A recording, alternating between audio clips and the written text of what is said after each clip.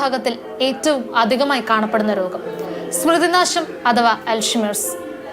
നിലവിൽ ചികിത്സയില്ലാത്ത ഈ രോഗം രോഗിയെ സാവധാനം മരണത്തിലേക്ക് എത്തിക്കും. അൽസൈമേഴ്സ് രോഗം ഒരു മാറാത്ത രോഗമാണ്. ഓർമ്മക്കുറവിനോടൊപ്പം പെരുമാറ്റത്തിൽ ധാരാളം വൈകല്യമുള്ള ഒരു രോഗമാണ്. രോഗി ഈ രോഗവുമായിട്ട് വർഷങ്ങളോളം ജീവിക്കേണ്ടിയും വരുന്നു. അപ്പോൾ രോഗി ജീവിക്കുന്നു, അതിനോടൊപ്പം ആ കുടുംബവും ജീവിക്കുന്നു. അപ്പോൾ ഇതിൻ്റെ പേരിൽ ധാരാളം പ്രശ്നങ്ങൾ ദൈനംദിന കാര്യങ്ങളിൽ പോലും ഉണ്ടാകും. ഇവർക്ക് അമിതമായ കോപം ഉണ്ടാവും, പറഞ്ഞാൽ കേൾക്കില്ല, സഹകരിക്കില്ല, ശാരീരികമായ ശുചിത്വം നോക്കില്ല, ആവശ്യത്തിന് ആഹാരം കഴിക്കില്ല, മരുന്ന് കഴിക്കില്ല. ഇങ്ങനെ എല്ലാ രീതിയിലും എല്ലാ മിനിറ്റിലും ഒരു ടെൻഷൻ ഉണ്ടാക്കുന്ന ഒരവസ്ഥയാണ് ഈ രോഗം.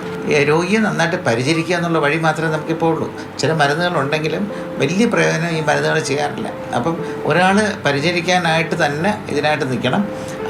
ആ പരിചരിക്കുന്ന ആളെ നമ്മൾ സപ്പോർട്ട് ചെയ്യണം.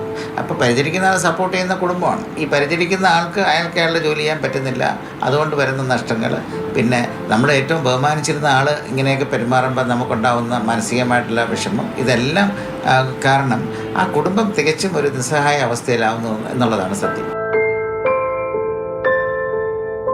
ഈ രോഗത്തെക്കുറിച്ച് അല്ലെങ്കിൽ ഈ രോഗബാധിതരെ എങ്ങനെ പരിചരിക്കണം എന്നതിനെക്കുറിച്ച് കൃത്യമായ ബോധ്യമുള്ളവരായിരിക്കില്ല നമ്മളിൽ പലരും. പക്ഷേ വരും കാലങ്ങളിൽ അൽഷിമേഴ്സ് രോഗബാധിതരുടെ എണ്ണത്തിൽ ഗണ്യമായ വർധനവുണ്ടാകാൻ സാധ്യതയുണ്ട് എന്ന് തന്നെയാണ് വിദഗ്ധർ ചൂണ്ടിക്കാട്ടുന്നത്. അപ്പോൾ സമൂഹം ഒന്നടങ്കം മറവി രോഗി ഫ്രണ്ട്ലി ആയിട്ടുള്ള ഒരു സമൂഹമായിട്ട് മാറേണ്ടിയിരിക്കുന്നു.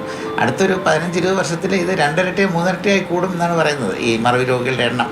ഇപ്പോൾ കേരളത്തിൽ 2-2.5 ലക്ഷത്തോളം പേരുള്ളതായിട്ടാണ് കണക്കാക്കപ്പെട്ടിരിക്കുന്നത്. അപ്പോൾ ഈ വരും കാലങ്ങളിൽ ഈ ഒരു മഹാവിപത്തിനെ ഫലപ്രദമായിട്ട് നേരിടണമെങ്കിൽ ഇതിനെക്കുറിച്ചുള്ള വ്യക്തമായിട്ടുള്ളൊരു അവബോധം ഉണ്ടായിരിക്കണം. ഇവരെ പരിചരിക്കേണ്ടത് നമ്മുടെ ഓരോരുത്തരുടെയും കടമയാണ് എന്ന് സമൂഹം തിരിച്ചറിഞ്ഞ് അതിന് വേണ്ട രീതിയിൽ പ്രവർത്തിക്കണം. എന്നാൽ മാത്രമേ നമുക്ക് വരും കാലങ്ങളിൽ ഇതിന് നിയന്ത്രണ വിധേയമായി കൊണ്ടുപോകാൻ സാധിക്കുകയുള്ളൂ. ഡോക്ടർ ഇപ്പോൾ പറഞ്ഞതുപോലെ തന്നെ ഈ രോഗത്തിൻ്റെ എല്ലാ ഭീകരതയും ഉൾക്കൊണ്ടുകൊണ്ട് തന്നെ ഇതൊരു ഹോപ്പ്ലെസ് കണ്ടീഷനാണെന്ന് അറിഞ്ഞുകൊണ്ട് തന്നെ ഈ രോഗം ബാധിച്ചവരെ നമുക്ക് ചേർത്ത് പിടിക്കാം. ഓർമ്മകൾ നശിച്ചവരുടെ മനസ്സിൽ പുതിയ ഓർമ്മകൾ സമ്മാനിച്ച് നമുക്ക് നൽകാം. മാതൃഭൂമി ന്യൂസ്, തിരുവനന്തപുരം.